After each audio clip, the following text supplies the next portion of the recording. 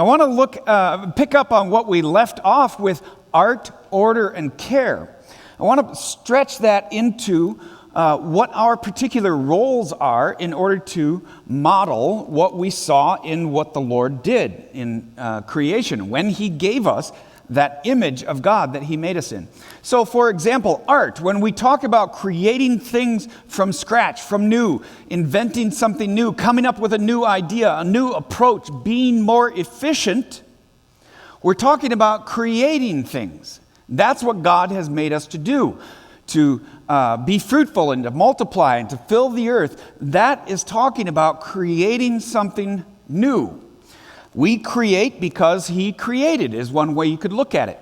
Now, another C is curators. When we think about order, about bringing things into order, how we have this desire, this innate, built-in approach in our lives to order, that's curating things, bringing things together. So we have creators, curators, and order by design. That's what we're made to do. The last one then is cultivators. We make things grow. We care about things enough to see them grow forward. Care for growth is another way that you could say that. All right, this all centers around what is the mission of God's people. And this has become kind of a buzzword, buzz question. You know, what is the mission of God's people? Well, let me approach this in two different ways. A lot of people, and myself included, as you've heard, I was, strongly in the evangelism and missions camp. What is the mission of God's people? Well, it's missions, of course. The answer's in the question. Everybody should be a missionary. Well, what about the everyday people that are here with even torn pants from their dog? These are normal people. What about the everyday people? Not everybody can go into cross-cultural missions. When we look at the mission of God's people, we have to look at it from the perspective of even before the fall, before there was a need for missions. Adam and Eve, they were created with a mission. What was that mission? And we have to look at it after there is, as Jeremiah says, no need for anyone to tell anyone or to his neighbor, believe in the Lord, for they will all know me. So what about then? What is the mission of God's people then? There's got to be some reason that He created us, some purpose, some goal, some aim. That's what a mission can be, and that's one sense of it. Is a goal, a purpose, an aim, a target, something we're aiming for. That's the mission. But what is missions? Well, that does bring in this other sense of sending people. Why does Oakwood Church send people overseas? Well, because that is a task that is done to achieve a mission. So let me put this into perspective. You've got a mission as believers in Jesus to see everyone believe in Jesus. And so that's your mission. Oh, I would love for everyone to believe in Jesus. The mission of Pioneers, for example, where Marcus and I served, the mission of Pioneers is no more unreached people groups. That every people group is reached. No more unreached people groups. Well, how do we achieve that mission? We send people on subsequent missions over and over and over in order to achieve that. The Iraq War with the United States, the biggest tank battle in history. The goal was to subdue Saddam Hussein's invasion of Kuwait. Well, how was that done? That was through a mission of sending these tanks, a mission of sending these planes, a mission of sending these ground troops, the sorties that people were sent on. There were multiple missions in order to achieve that target, that goal, that aim. What does this mean for evangelism and missions? Well, let me stress just this from 1 Corinthians 15, verses 3 to 5. For I passed on to you as of first importance. These are the words of Paul. I passed on to you as of first importance what I also received, that Christ died for our sins according to the Scriptures, and that He was buried, and that He was raised on the third day according to the Scriptures, and that He appeared to Cephas, and then to the 12. I don't want anything that I'm saying here today to be construed against this. This is our mission right now. It's of first importance to tell people about Jesus. But in doing that, we have other missions that we achieve, that we can move forward with. So one of those is as creators. All right. Creators, I want to put this in the sense of even Numbers 23:23 here, the King James Version, and there's a reason for it being the King James Version. Let's read this here. Surely there is no enchantment against Jacob, neither is there any divination against Israel. According to this time, it shall be said of Jacob and of Israel, what hath God wrought? The reason I include this is that last phrase, what hath God wrought? These are the first words sent across a telegraph by Morse code. What hath God wrought? The whole thing was a recognition of look at what God has done in creating us, in us, the ability to make a telegraph, to make a code that could be sent across an electric wire. That look at what God has done in building this into us. Well, I don't want to skip too far beyond that yet. I want to address something that came up just a year or two after this event, after that first message was sent, what hath God wrought? In 1859, September 1st, it happened. It's called the Carrington event. Now, if you know anything about this, if you know anything about telegraph was basically one long wire, and on one end you had a battery, and you can kind of picture somebody with two leads, one from the positive, one from the negative, going tap, tap, tap, tap, tap, tap, tap, tap, tap. That's effectively what the telegraph key did, is it engaged that. And on the other end of that, all you would hear is that was Morse code. Well, this telegraph was not just miles long, not just 7 miles like that first one. This telegraph was thousands of miles long across the entire United States. And September 1st, 1859, this new creation that was made, there was a little discovery about this. In other words, you can't have an uninterrupted line or wire that's thousands of miles long, because what happened on September 1st, 1859, as the earth turned toward the sun, we discovered that there was a solar flare that had taken place, and this solar flare energized that thousands of miles long antenna. Now, you could think of this from as perspective of an antenna on your car or something to this effect. What that does is, as you have this long wire stretched out there, it gathers energy from that wave, that light wave that passes through it, and it triggers on the ends of that the speakers that you have. That's effectively what happens. Well, what this did with thousands of miles long is it triggered an energetic burst of energy that actually went through that whole line all the way across the country, so that these telegraph operators, as they're just harmlessly going along their business, tap, tap, tap, tap, tap, were knocked from their chairs. In fact, sparks shot out of the telegraph machines, out of those things. And in fact, even telegraph offices burned to the ground because you had thousands of miles long. So we create these new things, but we learn new things along the way about our creations as well. And that's one of the things that we learned about the telegraph and creating new things. That's how we add culture to it. We found out, we got to put insulators in here. We can't have that one thing. We have to put a relay in here so that we can't have a thousands-mile long wire. Well, how about curators? I want to introduce you. Actually, this was a picture that was even on the background screen of the computer. Does anybody know where this is? No?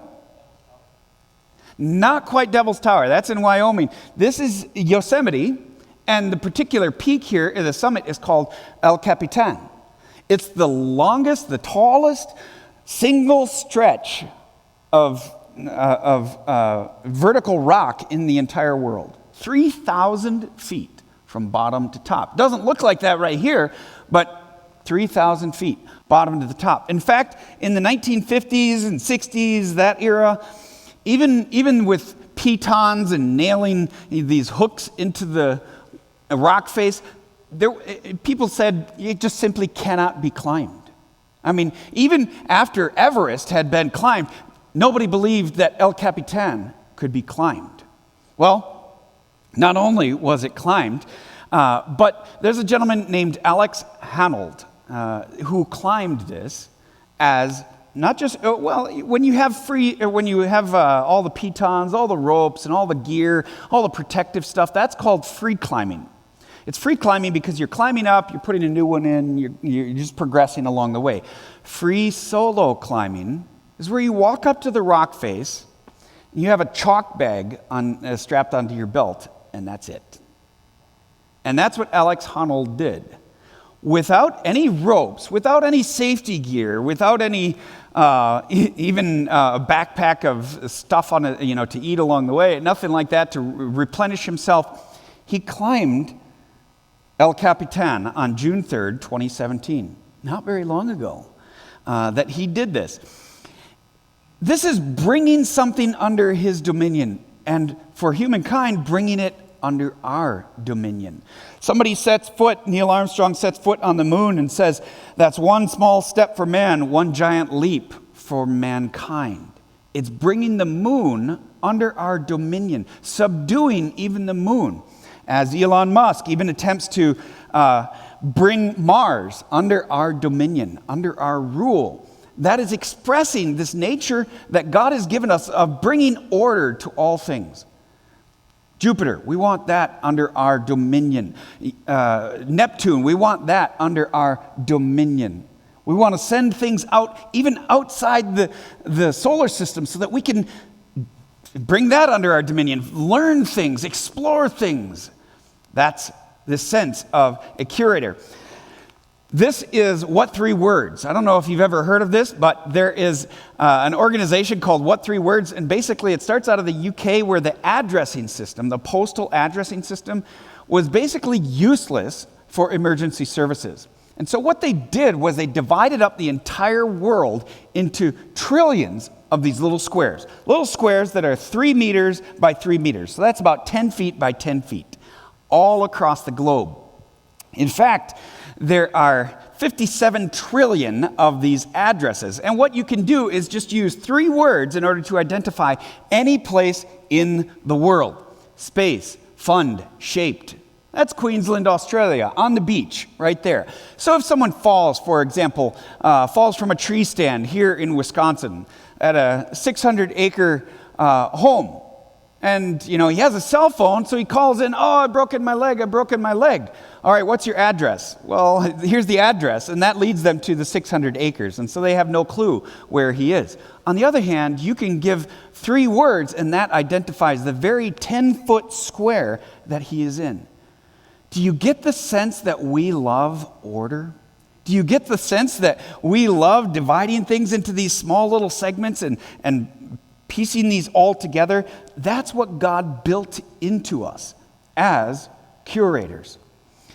Cultivators is the next thing here. Cultivators create an environment that is most conducive to growth. Growth, that word, cultivation, it's all right in the word itself. That you're causing something to grow. You're making that best environment. And that typically comes out in plants and animals. And so we can see this in Wisconsin, in a rural place like we live all around us. We see cornfields, we see wheat fields, we see oat fields. It's cultivating those plants, causing them to grow, caring for them, maintaining them. Same thing with animals. And you can see the pastors here at Oakwood. They care for plants and animals, right? I mean, that's what people are. They're sheep, right? That's what a pastor is. A shepherd cares for the sheep. But seriously, a pastor does care for the spiritual needs of the flock, of those people. And in doing that, the pastor expresses this built-in desire, this image, this reflection of God as a cultivator. Plants and animals, and that's what pastors do. Now, I do want to point out that there are occupational hazards. Now, when the first session here today, it was all about work and the intrinsic value of work. Well, there are what I call occupational hazards. Work that has been corrupted. There are even inventions that have been corrupted, inventions that in and of themselves are terrible. Implements of torture, for example, that we talked about in the sessions 2 and 3, where my friend Aaron was tortured by implements and ways, different designs that people have in their minds of, hooking up electricity to a person in a way to, from a 12-volt car battery in order to torture them. That's not what car batteries are for, but somebody had it in their mind, well, we could invent or we could create this into a means of torture. That's an occupational hazard. That's a problem. And there are a lot of these sort of occupational hazards that we can see. For example, the corruption of proper sexual relationships leads not to fruitful multiplication, which God has called us to do, but to pornography and prostitution and homosexuality. Organized crime is an expression of curating the world around us, but it's not a way that honors God and glorifies God. It is order fueled by greed and power. The runoff of phosphates into the Great Lakes in the 1970s sure caused growth. They caused a lot of growth. In fact, so much growth of algae that it killed off Lake Erie. All the fish destroyed. And it was only through a restoration project that corruption of that growth was undone. So we do have governors over this, moral governors, to avoid these occupational hazards. All of that being said, I want to introduce you to what I call integration statements. And these are statements that connect us to our created purpose, the design that we have. And the reason they're integration is because it integrates all the different facets of life. It connects all of those different facets back to Genesis 1, Genesis 2, the purpose that we were given, the mission for God's people to glorify our Lord. So integration statements. What we are doing here with these statements is connecting the work that we do, the lives that we live, with the calling that we were created to fulfill. We are connecting those as a recognition, first of all, of the integral nature of our lives, that all the pieces are connected. They're not, you can't come into church on Sunday and walk out and be a completely different person on Monday. That's not integrity. Integrity and the integral life is bringing those people together so that the person that people see on Sundays is the same person they'll see Monday, Tuesday, Wednesday, that they'll see Friday night, that they'll see Memorial Day weekend, that you're not partying to some point that you're a different person. We can't compartmentalize our lives that way. I'm an adjunct professor of linguistics where I teach courses in syntax and morphology, as well as the introduction to linguistics. And let me share with you some integration statements that I put together for one of my courses that I teach there. I put together for the academic environment, so this is a little bit different that I'm going to challenge you with here in just a few minutes, but this is an example of something even as mundane as grammatical analysis and how we can connect that back to Genesis chapter 1 and Genesis chapter 2. No, actually, I skipped putting them on the slides here. I'll just read them here. For creators is the first thing. This is, again, think Introduction to Linguistics. This course will enhance the ability of students to craft artistic, excellent writing from a translator's perspective. So I'm helping these students to be able to create, to craft, to design new writing that will benefit them from a translator's perspective. Curators. This course will provide tools to organize and categorize linguistic components of the world's languages. So again, that fosters that sense of curating, of bringing things into order. I have the tools, what I'm teaching here is the tools to be able to analyze the world's languages, to bring them under our dominion.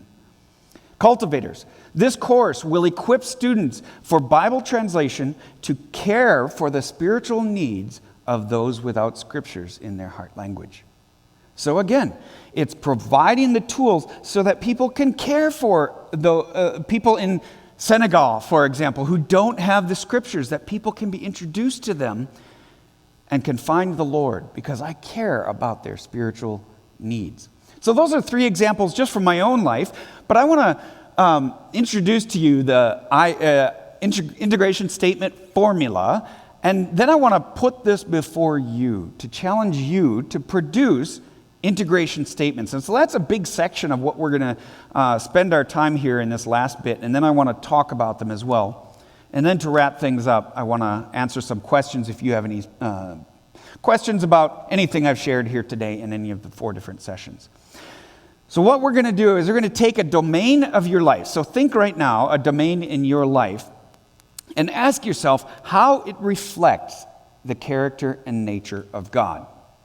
For a lot of people, the most obvious domain in our lives is the 100,000 hours that we put into our working occupations. That's what you might choose. Or you might choose your role as a father. You might choose your role as a husband. You might choose your role in Oakwood Church. Those are different domains that I'm talking about here. So what we are aiming to do is to clearly identify how that domain demonstrates the image of God. And we'll do it through this formula. In my, and then domain, I reflect the image of God as, and those are the 3 C's, creator, curator, cultivator. By, and then what's that art, order, or care action that you do? Okay, so let's look at a few of these examples just to kind of give you an idea.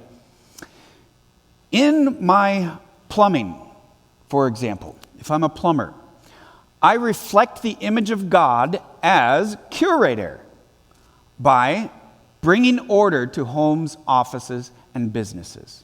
So that's a legitimate statement that a plumber could make of connecting that reflected nature of God, that image of God, in the work that that plumber does. Okay? That's not the only one, of course. We could say here, in my plumbing, I reflect the image of God as cultivator by caring for some of the most basic needs of people.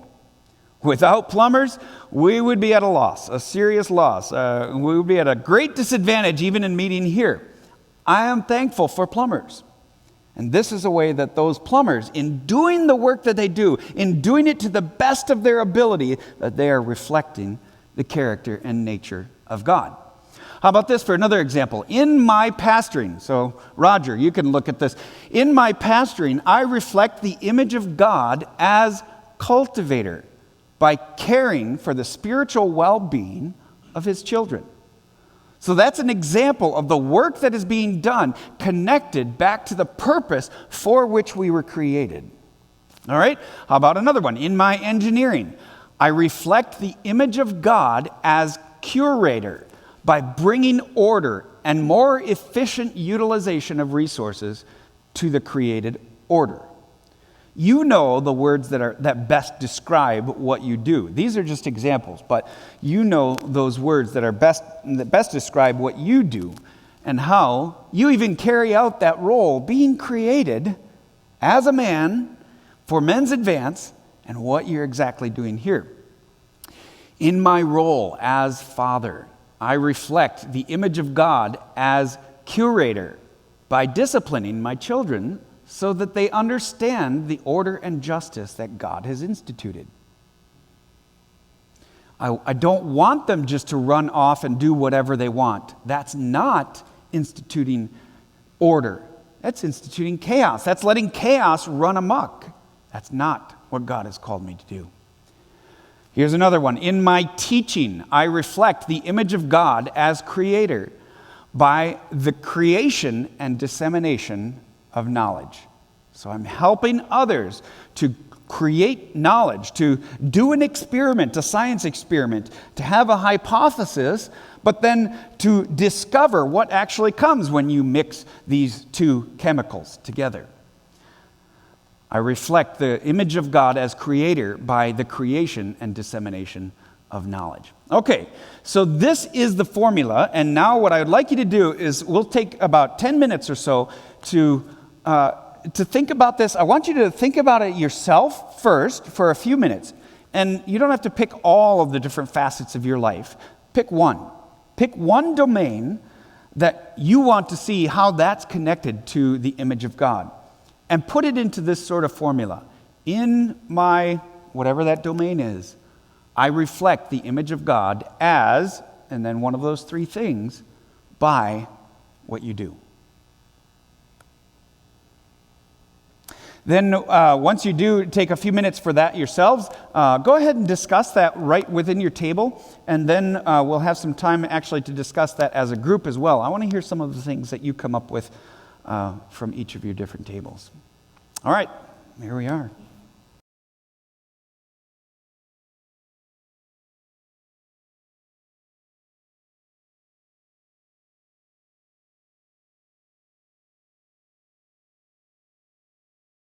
Love to hear some examples from you of different things that you may have come up with your integration statements, or thoughts or questions you might have too. Feel free to ask those.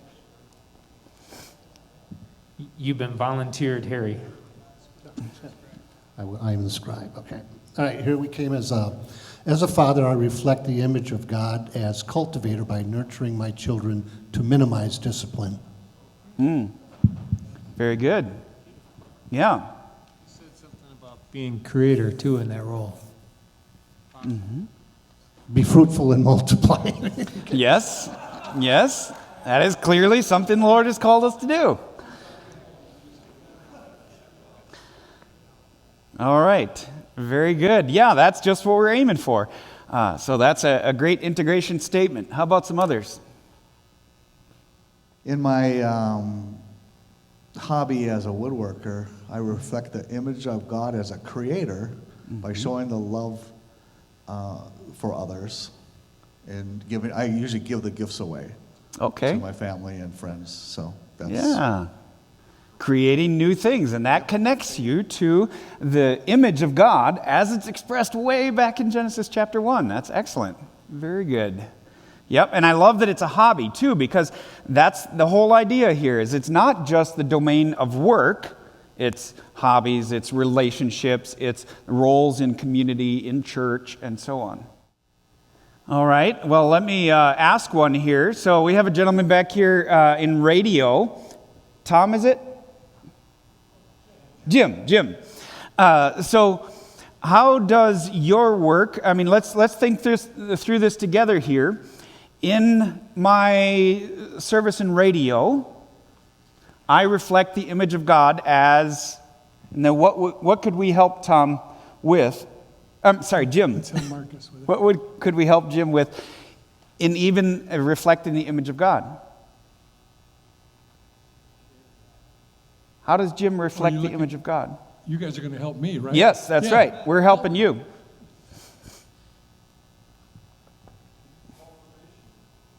Cultivation? Okay, in what way? Caring and loving through the radio ministry, so the cultivation. Sorry, I missed you, but in my radio, I reflect, in my, whatever activities of radio that he's doing, I reflect the image of God as cultivator by caring for the people that hear or that listen to the broadcasts. Okay, how about some other ones? Anything else that Jim might do that that reflects the image of God? Over here? He prays a lot, and so he spent time with Jesus, and that guides him to where he's going to care for others and really bring order, because it's God's order. As we pray His kingdom come, His will be done. Yeah. That brings order on earth. Very good. In fact, I would say I heard all three things in that answer. He's creating new ways to reach out to people, he's caring for them, and he's bringing order in the midst of them. And in fact, Jim, I'm sure in your study of radio and your understanding of radio, that's bringing this domain into submission to you. I mean, you have to be an expert at it in order to use it, in order to implement it. Yeah. Something to add. One of the things that I've discovered is that the uniqueness of radio is that anybody that listens to it it is personal to them. It's like they were the only one being talked to. So if we find the way to communicate one-on-one, even though it's a broad medium, we find the ability to communicate one-on-one, we can change lives within those parameters as individuals within their own domain. Which Excellent. is really unique. Yeah. That I've seen. Yeah. That's great. I appreciate that. Thank you. There was someone here I talked to earlier that used to have the ability to yodel before he had his uvula shortened. Who was that? Oh, back here. So tell me about the, in my yodeling, I reflect the image of God as what? Embarrassed? Embarrassed. Well, I could say it for you. I'll help you out here. In my yodeling, I reflect the image of God as creator by entertaining, by, rejoicing. As simple as that, that connects what we do, even in something as simple as yodeling, to the created image, the image of God that we were created to fulfill. We were talking about shoveling at our table. Mike was sharing about shoveling for a neighbor, in the domain of a neighbor, reflecting the image of God as several of those too. But yes, absolutely. So shoveling, let's take a look at something like shoveling. You're caring for your neighbor. So that's cultivating, right? And then what else are you doing?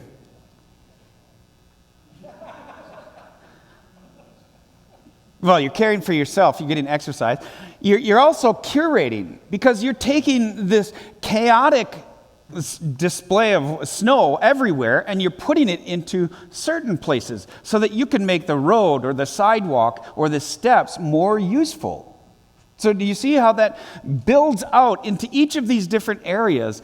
In my shoveling, I reflect the image of God as curator by ordering that snow. As simple as that. All right.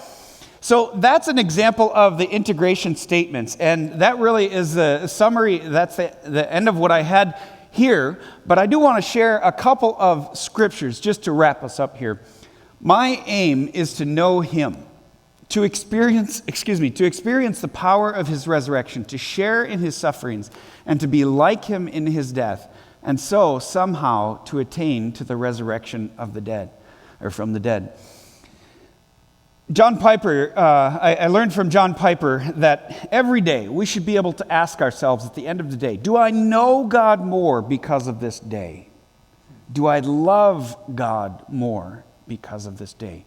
When we look at even Philippians chapter 3, when we talk about integration statements, when we talk about the integral life, or we talk about investing and making a work of influence, we're asking ourselves, am I going to know God more because of this? Am I going to love God more because of this? So, the meaning of life? Well, the Telos Tower. I seriously think that is the meaning that God has created us, is to reflect his glory more and more on the earth. He's given us 7 things to do, and in doing all of those, we are doing work that has intrinsic value. We are serving the Lord Christ. I have time for questions. If anybody has any questions about any of what you've heard, even the DMM stuff, the stories that I shared, any of that, I'm happy to answer any questions that you might have as a final closure here. Did friends in Florida see movements in Florida or just in other countries? That was the question. Mm-hmm. It really is just in other countries. And they've seen some of those groups consolidate. So, for example, one had started, and it was about 9 people, I think, that one friend in the UAE, in the United Arab Emirates, had started a group, got it to about 9 people, but then he returned. His job had him in the United Arab Emirates. He returned to Iran. Likewise, the group in Germany was up to about 26 when the end of the year came about, those students. And this was the amazing thing. Here were students from Afghanistan, students from China, students from Germany, obviously, Persian students, that were all part of this. And so it was an international outreach right there in Germany. And then they all, went back to their own homes after that time. But yeah, the groups that have started, and again, this might be because of the language barrier, Aaron and Beth are, definitely progressing, absolutely progressing in their English, but there is a bit of a language barrier yet, and so the most natural relationships are still overseas. Yes, we have one over here. Get some exercise. That's right. Reflect the image of God by... Going off of that, I want to kind of encompass a couple things here. That do you feel like when you went overseas that they were more open to it, or did you feel like you had an environment that would listen more? Because one of my fears is we're not spreading it very well here. Is it that we feel like we have to put a muffle on? Do we fear that people have their ears covered? My whole objective now is, I've been going here for 3 years. My wife introduced me to this church, and one of her greatest things said, we split our times between 2 churches. She said, when I went to my church, I feel like my batteries are charged. And I'm like, I was raised Catholic where I just felt like I was putting in my time. I couldn't talk about it. I couldn't spread the word. Coming here, my batteries are charged so much I have an extra battery in my basement. Yeah. So how do we take that out into our environment? In our men's group, a gentleman brought up that he couldn't talk at work because he feared that he would be discharged from his work. So kind of going on what you said, that we're going overseas. Why aren't we going into Delafield? Absolutely. Why aren't we going into Heartland? Why aren't we going from here and leaving here and saying, hey, I had such a great time at my men's group. I just had a customer call, and I didn't want to answer my phone at work, but I proudly said, I'm at a church function right now. Can I call you later? Yeah. Hoping that then, oh, what church do you go to Absolutely. and all that. So how can we do that, what you did overseas, how can we do that here without the fear? Because it seems like everyone here, without getting into a political thing, it just seems like we're in fear of speaking. You have the radio, which is the greatest form that people can feel like, I'm Christian. Stand up. I'm Christian. I believe in God. I say Merry Christmas. I say God thank you. And I'm not in fear of saying it. Sure. And it just seems like we're in fear. We're Yeah. willing to go somewhere else and help somebody else. It needs to be said here. It needs to be shared here. It needs to be carried on our voice. It needs to be carried big T-shirts. Appreciate your passion so much. Right. Yeah, to answer the first question, yes, I would say people are more open and receptive to cold turkey conversations overseas than they are here.